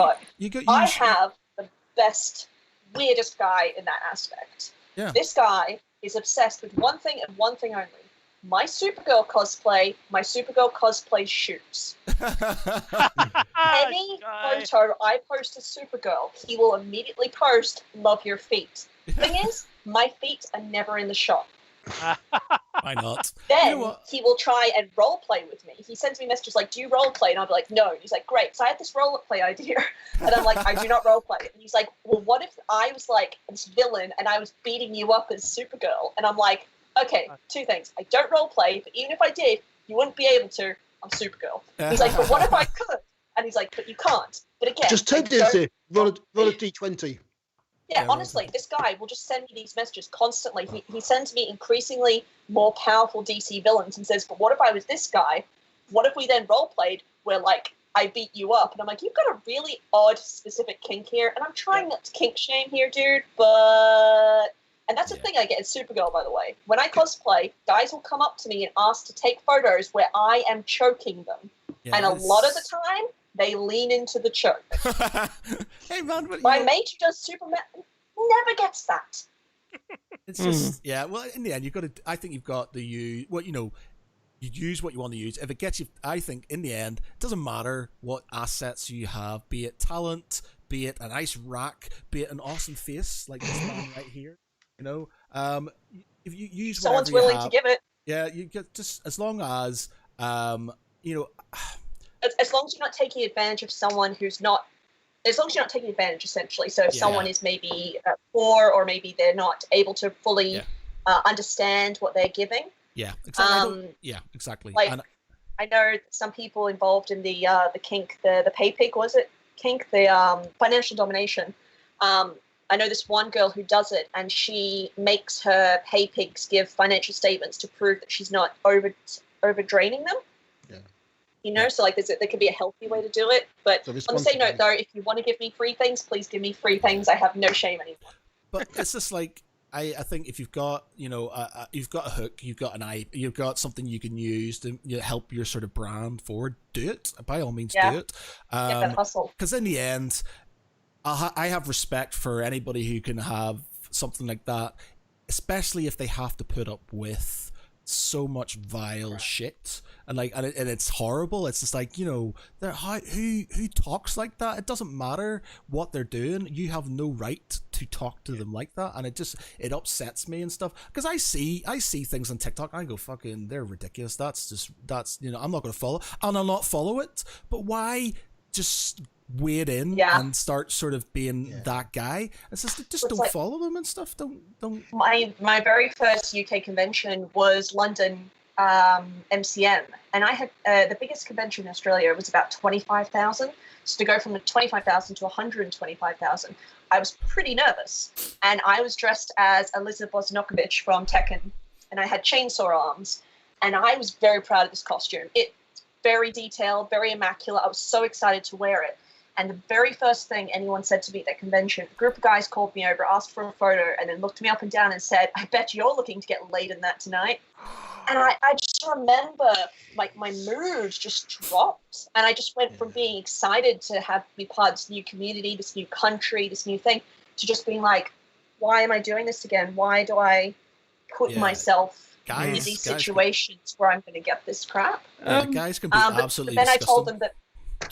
Yeah, but fortunately now these days I just tell them that, I am getting laid in this costume tonight. You're not.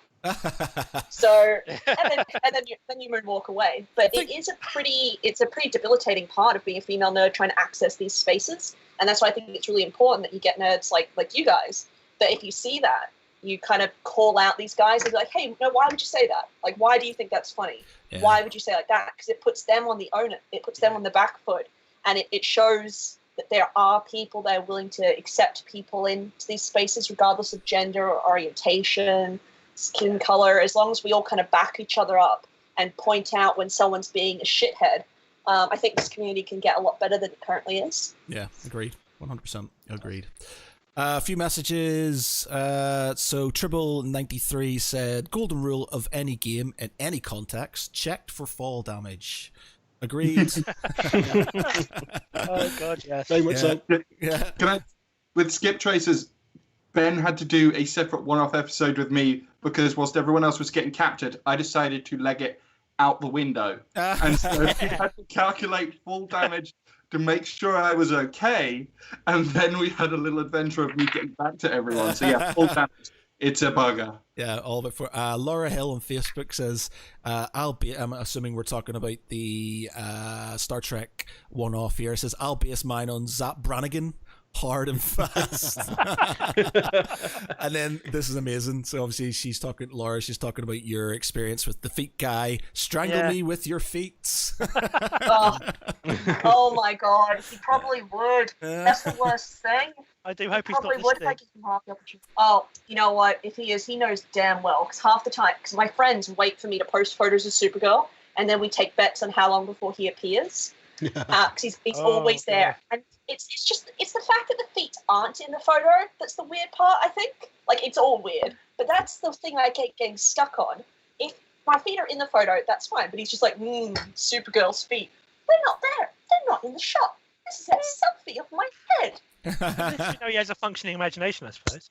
The thing is, guys are just weird in general. I remember going to a convention many years ago, one of the first ones I went to with my ex-fiance many years ago, and people started asking for photographs with her when we were going around and stuff. We weren't dressed up as anything, because I think she had like UGG books on and like a white top. I'm not sure if people thought she was Princess Leia or something. A really sort of like tentative sort of like thing. But people were just coming up and asking for like pictures with her, and she was so confused what was going on that random men were coming up asking if they could have photographs with her. I had that happen only once at a convention. I'd been dressed as Huntress, and it's a quite uncomfortable outfit. It's got this stupid hole in the stomach. It's dumb.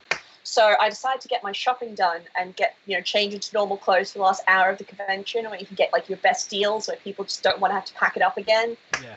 I'm going around doing my shop, and all of a sudden people just start asking for photos constantly. And to this day, I don't know why or who, but we have a theory. I took a photo with one of the guys from Stargate, and I actually looked like the celebrity in the photo over him. So I'm like 2 foot taller than him. So he looks like a kid under my arm, and I think people thought that I was then famous, and then they were taking photos just in Figure out case. who you are later. Yeah. But here's the thing: when I go to Singapore, specifically, when I go to Singapore Universal Studios, people asked to take photos with me a lot. Like big groups of like Malaysian families come over, and they don't speak a lick of English, and I don't speak a word of Malaysian, and they just make the camera noise, and I end up taking photos with these massive groups, and then they all shake my hand and leave, and I still don't know why. I just want to hear what the stories are back at home. Oh my god, Me too, desperately. We met this thing. Either they're all trolling you, or it's like they think you're somebody else. I reckon at the time I had very Avril Lavigne hair, so that was my leading theory, that they thought I was Avril Lavigne. But I want to hear their stories. But also a couple of years ago, does anyone remember there was an anime called Panty and Stocking with Garter Belt? No. It was a really ridiculous anime that it was kind of like these really overly sexualized characters drawn kind of like overly sexualized characters in anime? Never. No. Never. Never happened. But they were taking the piss out of it. So like they were over sexualized, but it was like they were taking the piss out. It was like a parody anime. And in one of the episodes, they got bitten by zombies. So they were like green zombie, but sexy zombies. And there was a zombie walk in my country, and I decided to attend that as the sexy zombie from this anime for a laugh. But when I was on my way to the event, I accidentally ran into 3 buses worth of Japanese tourists.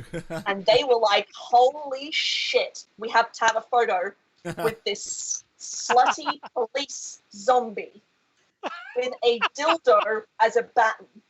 Oh my god, yes. It was a line, 3 buses of lines, a couple of 100 Japanese. But I got bored doing it. I started licking people and like picking people up. So anyway, Japan, there are hundreds of photos of me in some person's album licking like random Japanese people or handing them a dildo baton while I am dressed like a slutty police officer zombie. Cosplay is so fucking weird.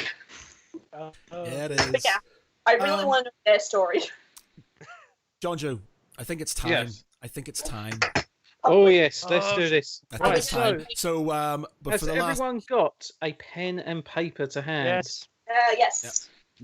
And you at home can join in too. Yes, you Can indeed. Google is completely off. Do not go near Google or any other search engines. We won't know, but you will. Okay, so is everybody ready? Yes, Ready. Sir. Fire away. Okay, right. So, question number 1. When Sidney Newman created Doctor Who, he said the show shouldn't feature BEM. So, letter B, letter E, and then letter M. But what are BEMs? When Sidney Newman created Doctor Who, he said the show shouldn't feature BEMs. But what are BEMs?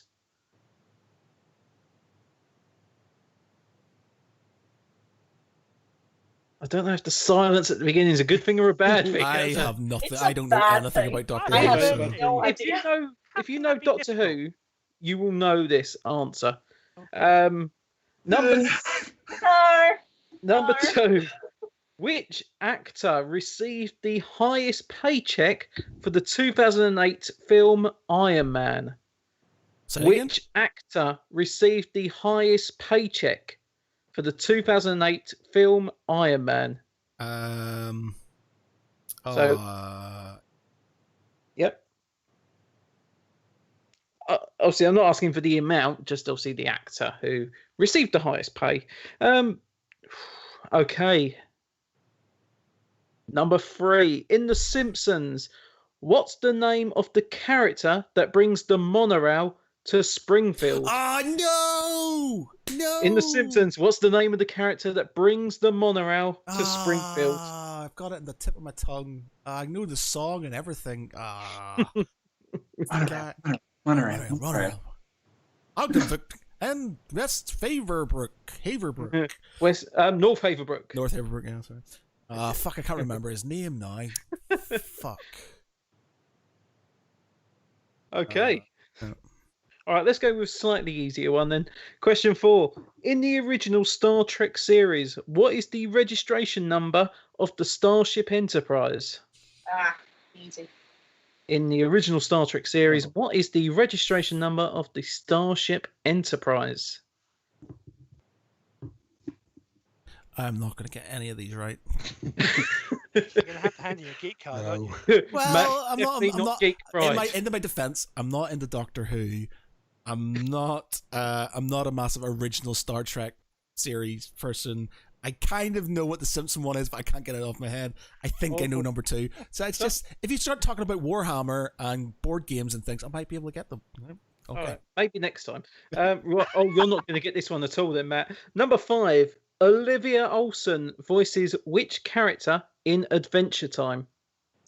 No Olivia Olson voices which character in Adventure Time?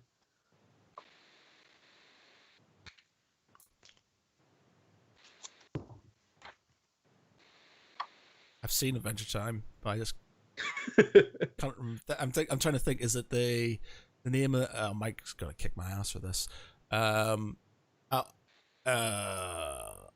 Chick with the guitar, vampire chick with the guitar, or the girl who's pink, with the thing. Can't Pink remember. with the thing. The thing with the thing. Princess. What's her name?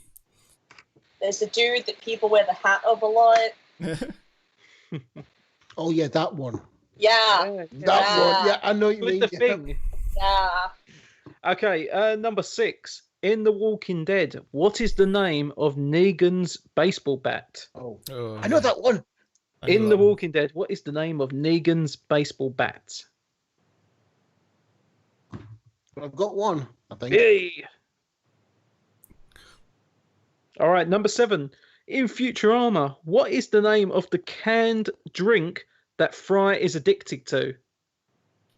In Futurama, what is the name of the canned drink that Fry is addicted to? Okay. Oh, there are some serious quizzes here. Yeah. Number 8. What number was assigned to Patrick McGowan's character in The Prisoner? What number was assigned to Patrick McGowan's character in The Prisoner?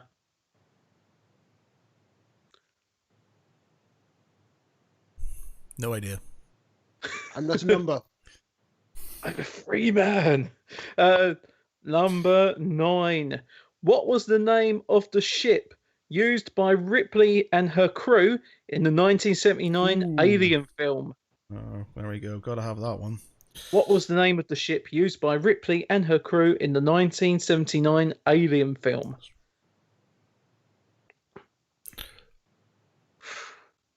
Okay, and the final question, number 10.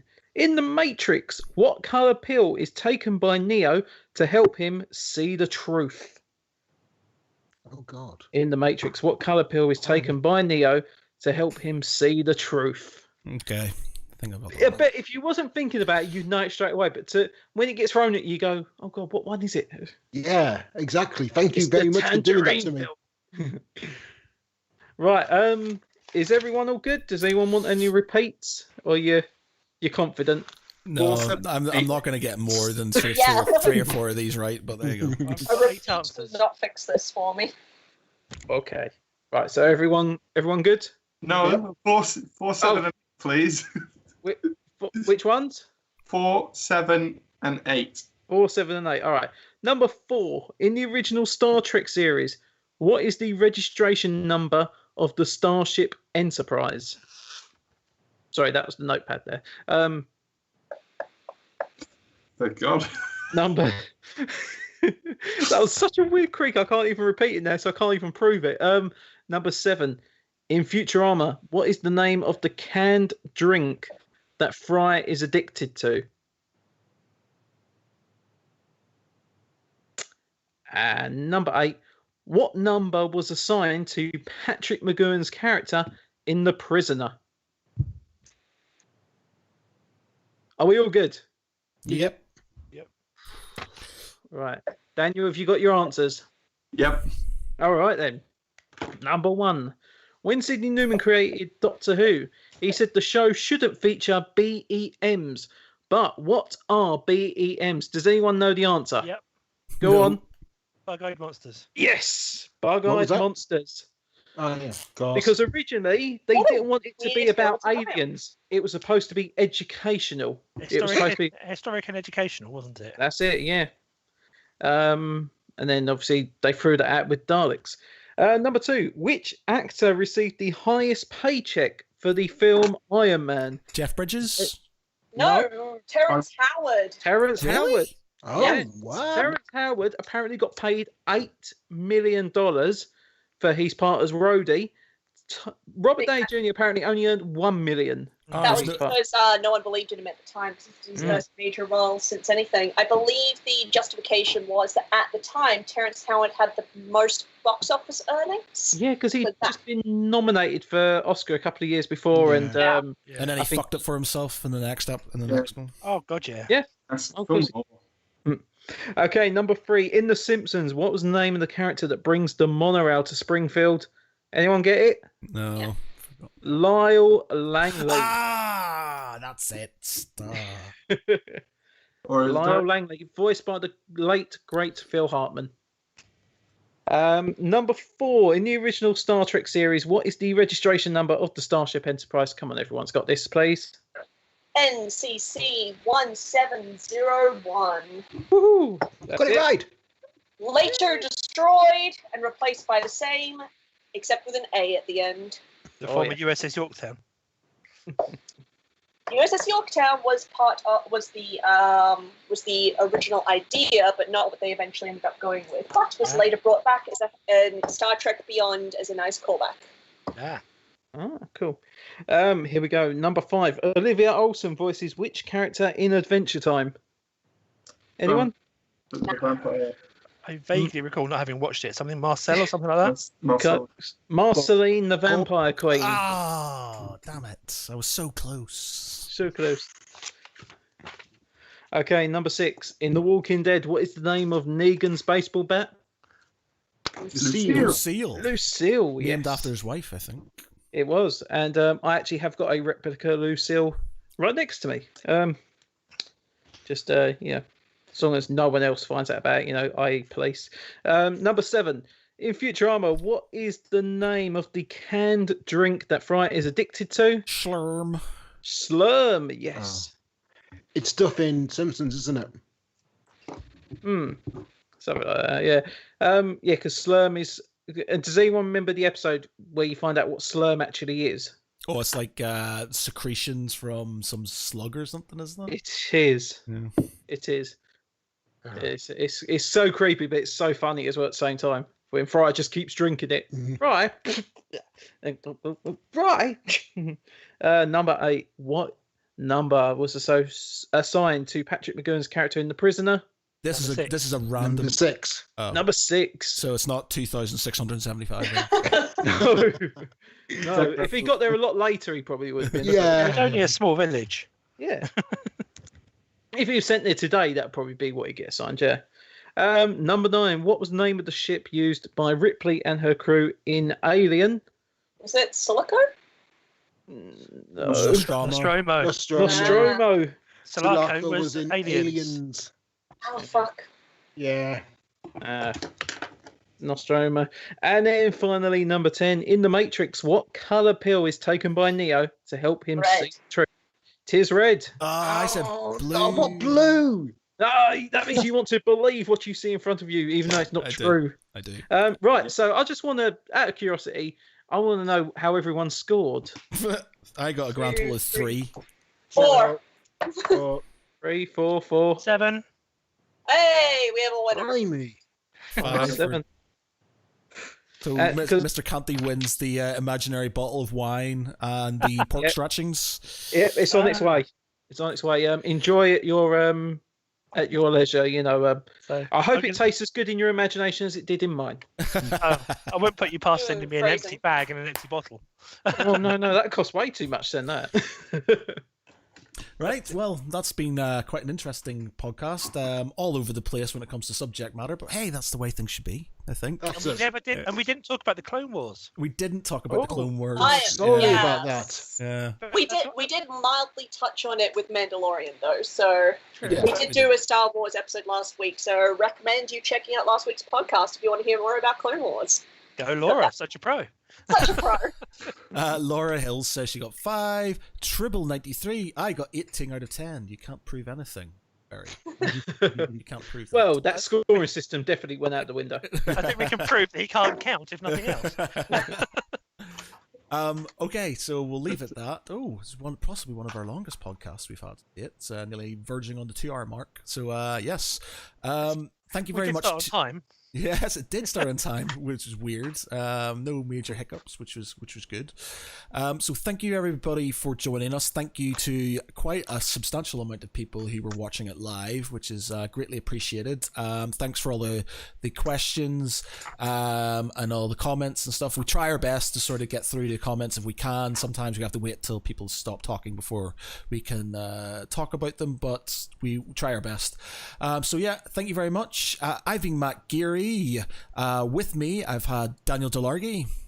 Yep. Peter Ray Allison. Be cool and stay slinky. Mark Canty. Be seeing you. Laura Benson. It's been real, guys. And Quizmaster Jonjo Cosgrove. And you can see me on a Tuesday night on Facebook. Oh, I got to get the plug in there, Jonjo. Got to, just nudge it in a little bit, Okay, everybody, thanks a lot, and we'll see you next week. Bye. Bye. Bye.